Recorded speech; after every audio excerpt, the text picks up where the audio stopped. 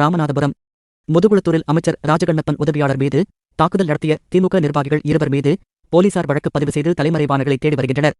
ராமநாதபுரம் மாவட்டம் முதுகுளத்தூர் தனியார் மண்டபத்தில் சனிக்கிழமை மாலை திமுகவின் ஓரணியில் தமிழ்நாடு ஆலோசனைக் கூட்டம் நடைபெற்றது. முதுகுளத்தூர் சட்டமன்ற தொகுதி என்பதால் தொகுதி எம்எல்ஏவும் வனம் மற்றும் கதர் கிராம தொழில்துறை அமைச்சர் ராஜகண்ணப்பன் சார்பில் ஏற்பாடுகள் செய்யப்பட்டது. இதனால் நிகழ்ச்சிக்கான ஏற்பாடுகளை அமைச்சரின் அலுவலக உதவியாளர் டோனி என்பவர் சக உதவியாளர்களுடன் இணைந்து செய்து கொண்டிருந்தார். அப்போது அங்கு வந்த கடலாடி திமுக தெற்கு ஒன்றிய செயலாளர் மாய்கிருஷ்ணன், ஒன்றிய இளைஞரணி அமைப்பாளர் முரளிதரன் உள்ளிட்டோர் மண்டபத்தில் திடீரென நுழைந்து தாக்கியுள்ளனர்.